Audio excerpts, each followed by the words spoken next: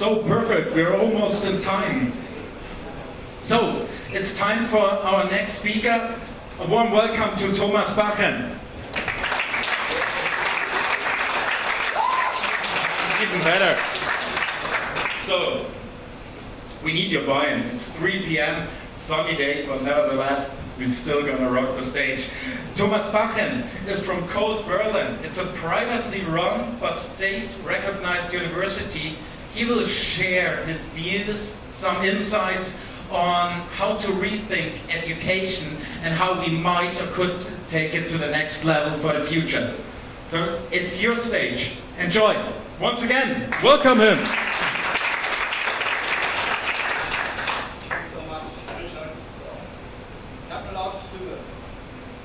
Okay, now it's working.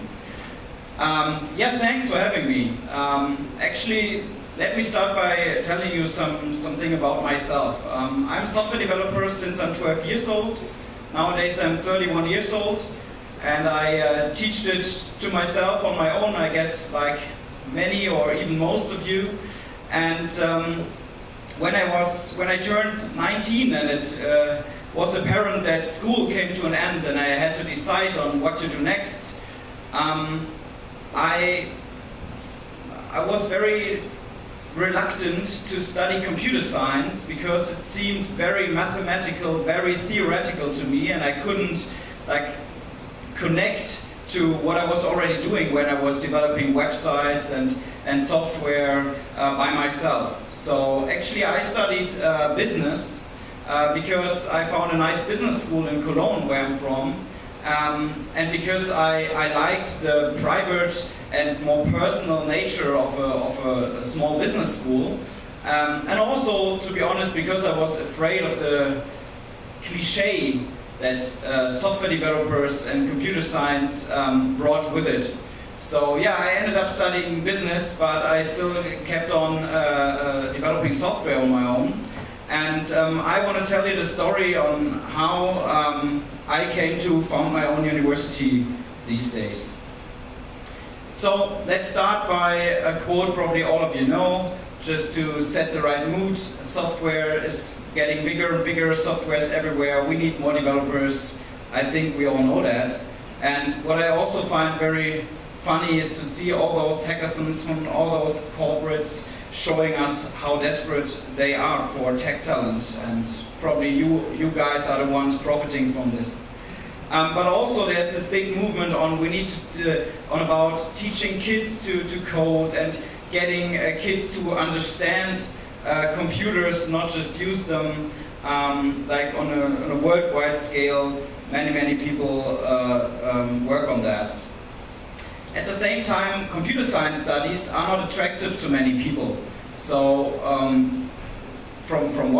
on one hand, we have about 50% of dropouts in informatic computer science study programs in Germany, probably because they're missing practical relevance at many times, and we only have very few female software developers. And part of that might be that computer science studies are mostly applied mathematics studies and not so much about software development, which is fine. But the thing is that most people think they are about software development. So I meet so many young people who are really interested in developing software, and but they think they should study informatics for that. And I think informatics in many cases is not the right choice if you really want to develop software. It's more the right choice if you want to focus on the mathematical, algorithmical aspects of software development, but not necessarily developing apps or websites. And yeah, traditional university programs focus a lot on theory. I guess most of you know that. It's a lot of theory, and then a bit of theory and theory again.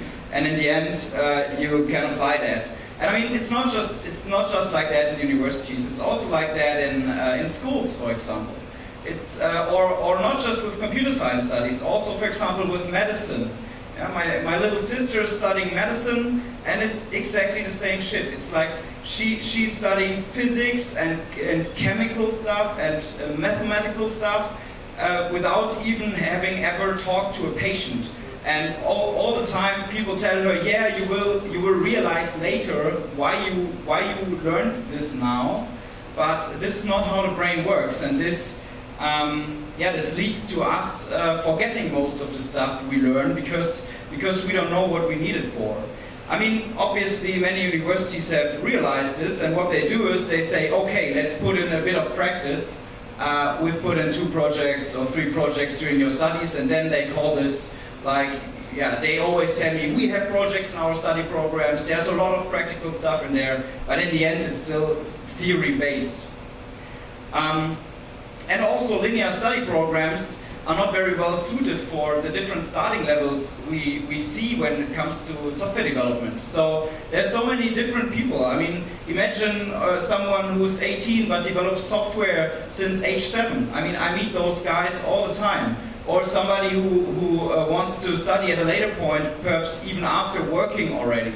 But at the same time, you have people in those study programs who have never programmed so far. And that's fine, but all of them start at the same point, and all of them need to go through the same lectures and the same tests.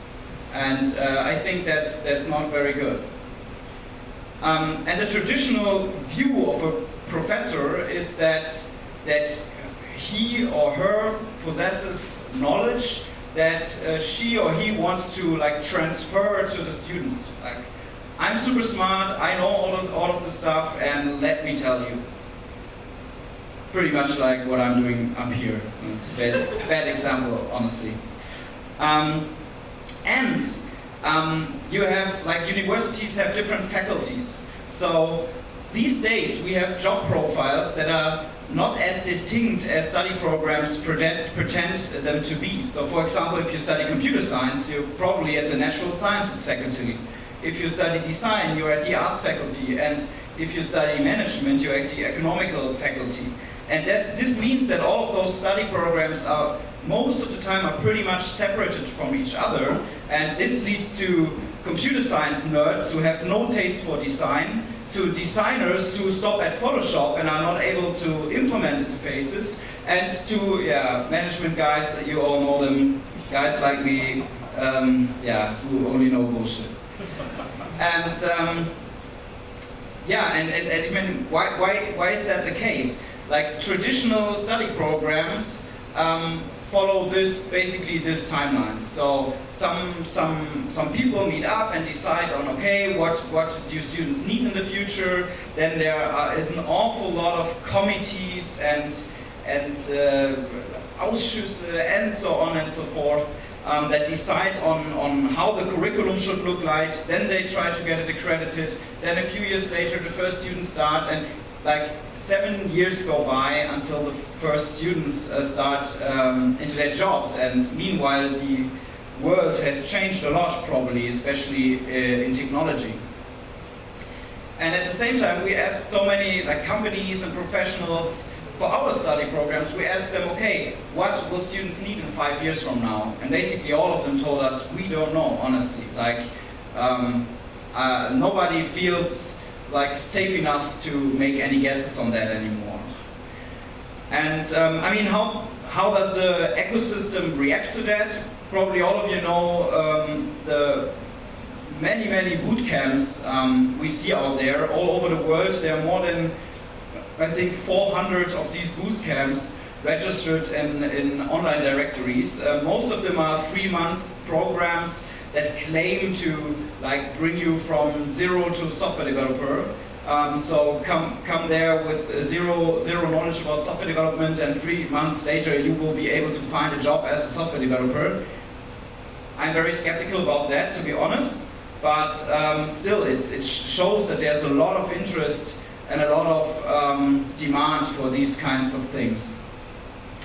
And I mean, we saw a very big trend, and still see a big trend, in e-learning. And e-learning basically started with computer science and software development education. I mean, stuff like Coursera and Udacity and Udemy and CODE.Academy, I mean, all of them started with software development lectures, right? So a few years ago, everybody told me that, everybody asked me, okay, why are you thinking about founding a real physical university? Because universities are a thing of the past. We have e-learning now. I was always very skeptical of e-learning replacing real education, and I think we see it these days that e-learning is mostly for additional vocational training, but not the right choice for like an 18-year-old sitting in his or her children's room and watching some videos. But still, there's lots of knowledge out there on the internet in terms of e-learning. And then we have like some new concepts from San Francisco. I just was there like a few days ago and met with those guys from Make School and Harvard School. They do this for a few years now.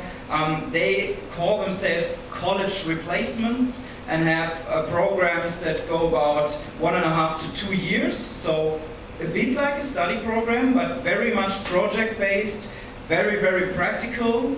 And like with a lot of big names behind them. So it shows that even in Silicon Valley, even with stuff like Stanford and MIT and Harvard and so on, people feel that this is not enough.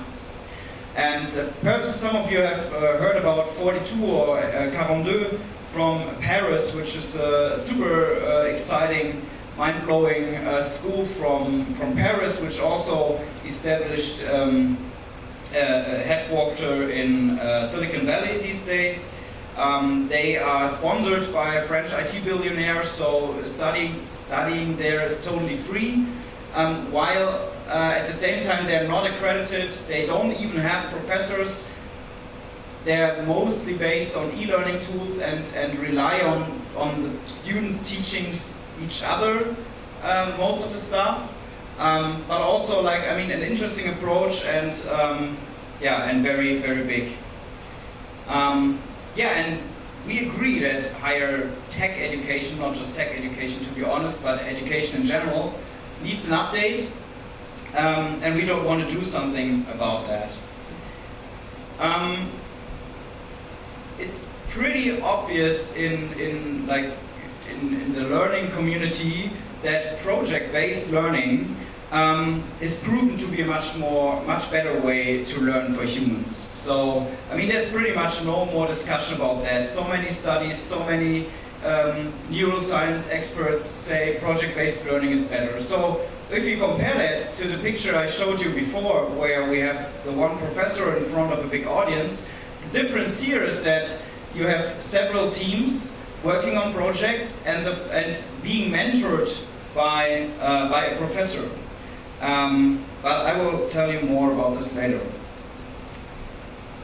So we have 3 study programs at CODE. One is software engineering, one is interaction design, and one is product management. Because we think those are the 3 main areas or main roles you need to develop digital products. And it's super important to me to also explain to students that all of these roles are equally as important to create good digital products. These days we talk so much about coding and everybody should learn to code that I see many students who feel like they really need to learn how to code, even if I think they're much better product managers. And we have the challenge that most students start at vastly different levels. So, as I told you, I meet people who program for 10 years, even if they're still very young. I have people who have already worked. I have total beginners still. And we also want to accept total beginners at CODE, because it is important to us to not just accept like the same stereotypical type of young male nerd who managed to do some programming in his youth, but also to attract, for example, more girls, more women, more creatively minded people, and all of them start at different levels. And so what we did, or what we are still doing, is we're developing a competency framework where we try to define for each of our study programs about 10 competencies that we say are important to master this discipline. So, we're still doing this, but for example, in software engineering, one competency might be database development. Or in interaction design, one competency might be graphic design, obviously.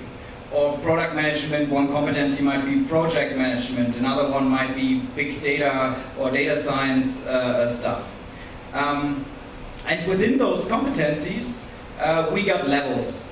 And then we got some soft skills, some competencies that are like regardless of the study programs. For example, let's say English skills, presentational skills, scientific thinking, stuff like that.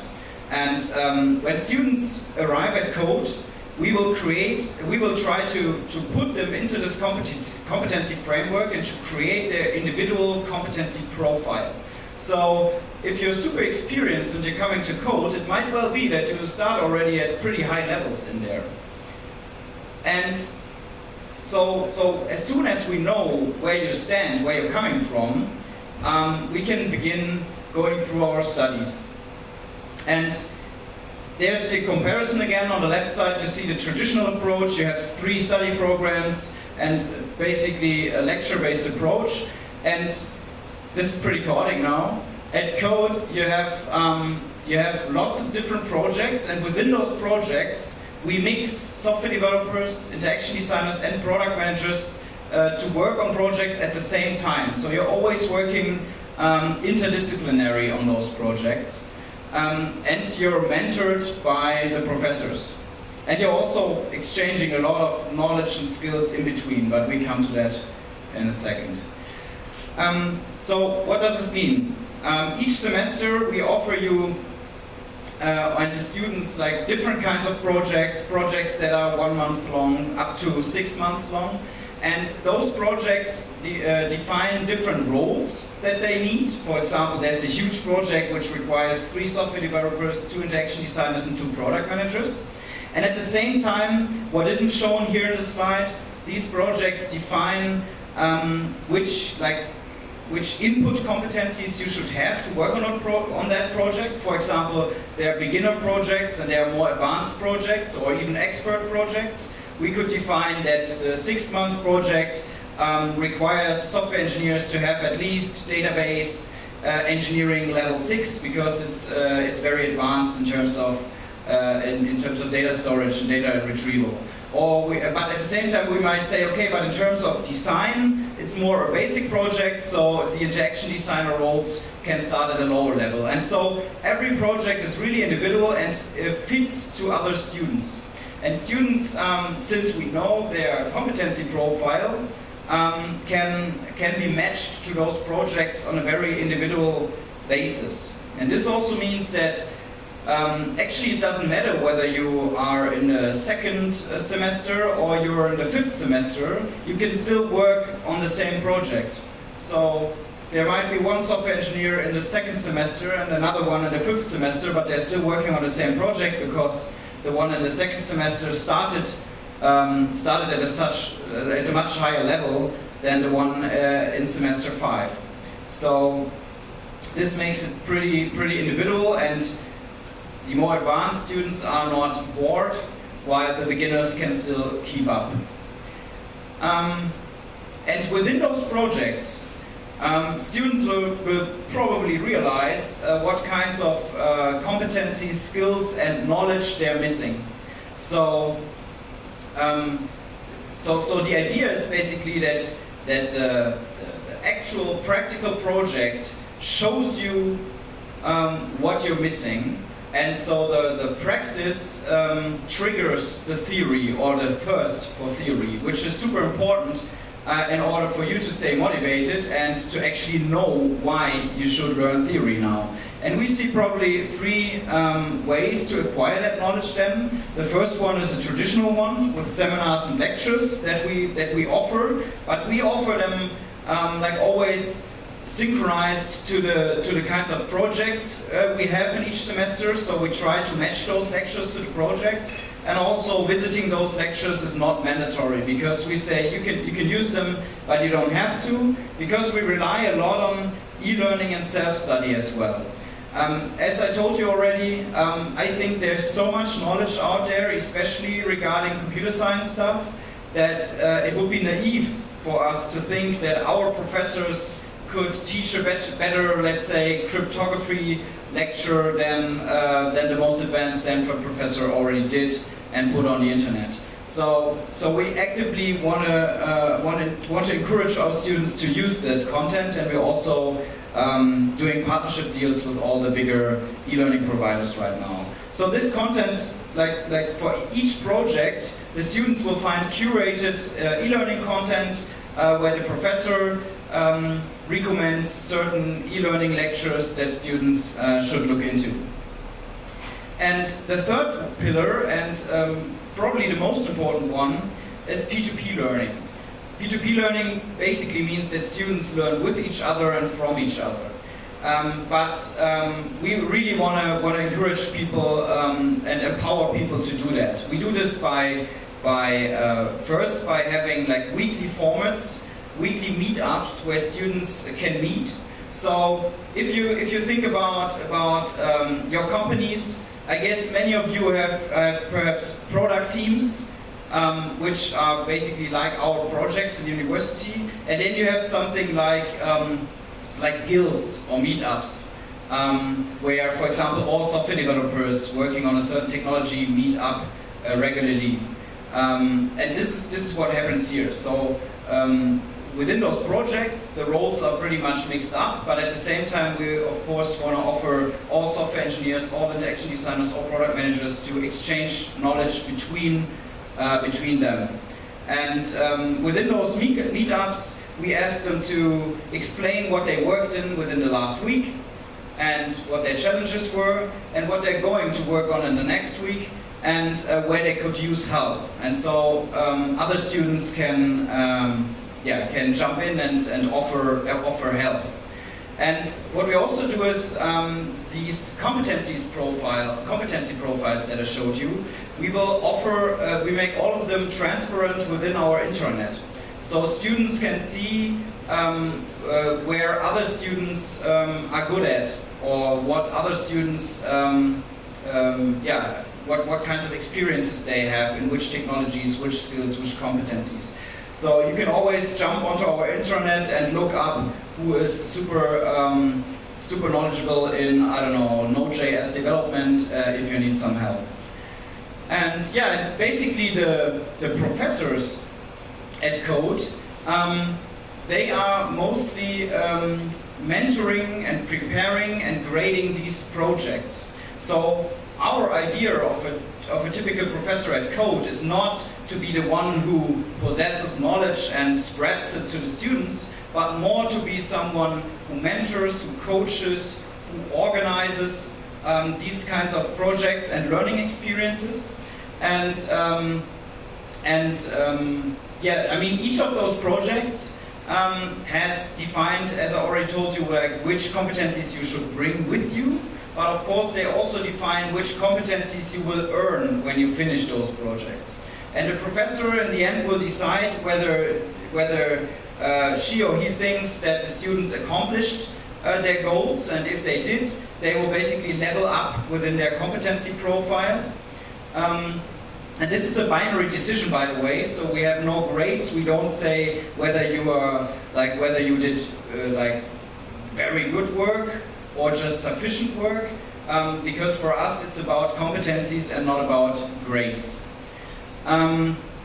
This also means that you can, as a student, you can develop your very individual competency profile. So even if you study software engineering, you could say, okay, I'm also interested in some design stuff, or product management stuff and so on, and you can basically always choose which projects to work on and create your super individual profile, which probably also makes you super interesting for companies, because as I showed you before, traditionally people coming from universities only know their own field, and we really want to create students who know many fields, or who are sometimes who move between fields. And this here is probably the competency profile of someone who wants to graduate in software engineering. And what you can also see here is we have, for example, for software engineering, you see 10 competencies. But the first 5 are bold. And this means that they are the core competencies we defined for this study program, where we say you need to reach at least level 6 in those competencies to be able to graduate. And as soon as you reach level 6 or higher, you can go to the final semester at CODE, and the final semester means you working on a large bachelor's project and writing your bachelor's thesis about that project.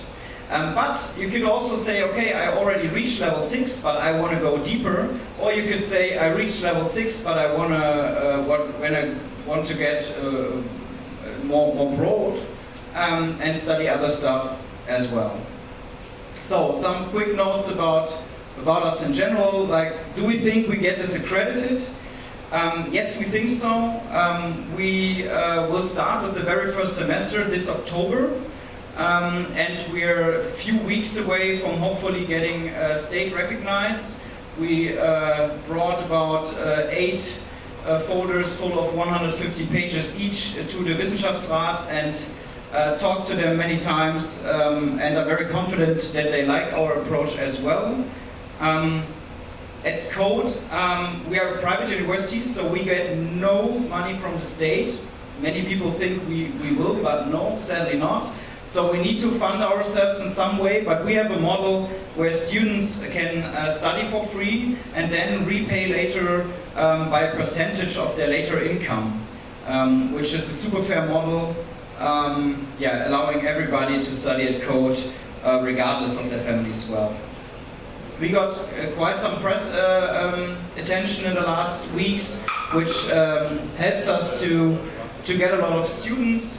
We have about 1,000 student applications as of now, but we are very picky because we really want to ensure that these students that we accept, that they fit to this kind of approach I showed you on how to study. So we really want to make sure they know what they're doing and that they suit to this model. So you see there's a pretty extensive process that all students have to go through, and so we expect around about 75 students this October, depending on how well the students we currently have applying perform.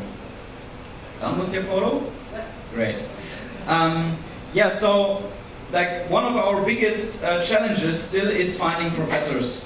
So because we're going to be a state-recognized university, we need to have a certain amount of professors, and we need to teach at least half of this stuff, or to create these projects with a lot of professors. And professors means they need to have at least a doctor's or PhD degree and 3 to 5 years of work experience. And this obviously makes it pretty hard for us to find people, because most software developers never did a doctor's degree. Because why? There were so many job opportunities in the last years. So those guys are pretty rare. And if you're interested, if you know anybody who might be interested in teaching at CODE and fulfills the criteria for being a doctor or PhD, then please get in touch with us. At the same time, our building is still being finished. We will be located in Berlin, and we partnered with Factory, which is a pretty big co-working space in Berlin, and they're building a 10,000 square meters building, which will be super awesome from what I've seen, and which will be basically 5 floors of co-working with a gym and a cinema and restaurants and stuff like that, and our students can use all of that for free.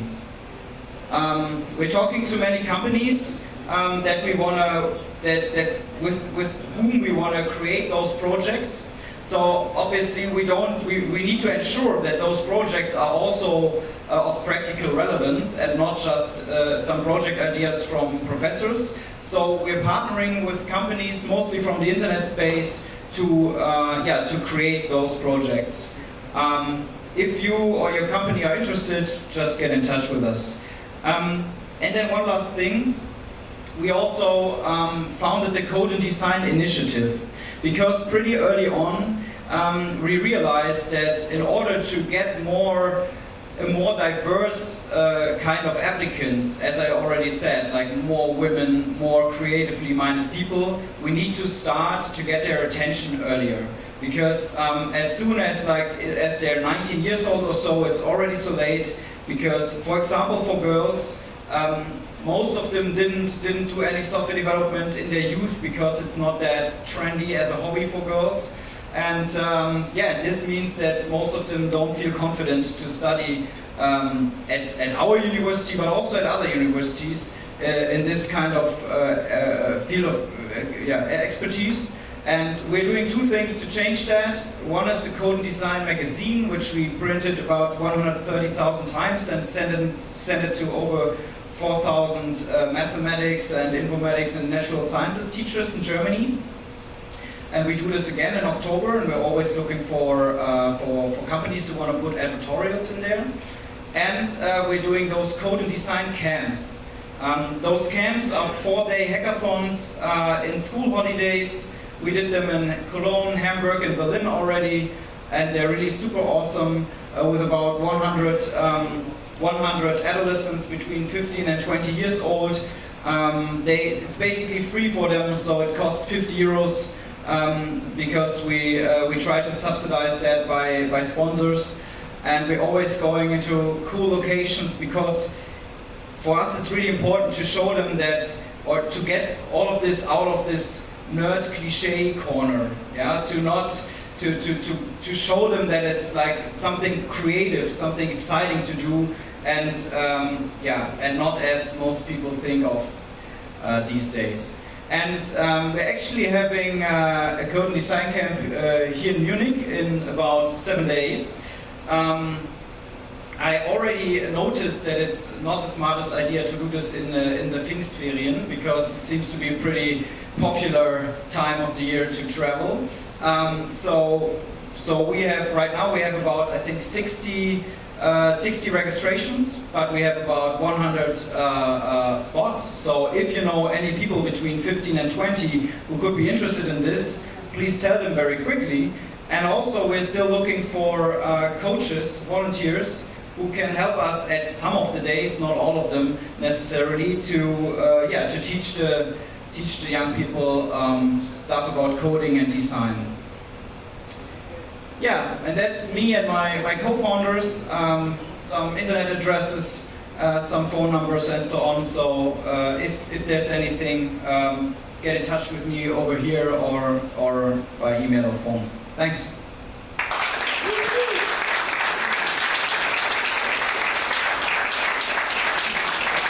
So as always, we come to the question and answers, and you're going to handle it. Point up if you have questions. Anybody?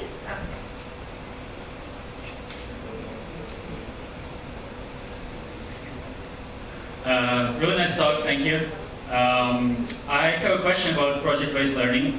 Might be, an obvious question, but I was curious. The evaluation of project-based learning might be potentially one of the more complicated things, because you evaluate the project. You mentioned that. How do you evaluate the individual contributions, especially in the big groups, where like different social, specifics of working in a group? There is social loafing. There is like higher performance, kind of averaging out with lower performance performers. So how do you evaluate individual contributions to in project-based learning? Yeah, that's a very good point. I think it won't be easy actually. So I totally agree with you. Individual contributions in a project work, group work is always not very easy to determine. But we try to ensure that not always the same teams stick together. So probably at some point it will show that if always the same person gets projects into trouble, perhaps stuff might show up. And also we're relying a lot on peer reviews, on other students being honest. I mean, not being mean, but at the same time, we think that it will show. But this is also something we still really need to learn. I mean, we didn't start yet. So far, all of those are just ideas and dreams. Let's see how much of that turns out to work actually.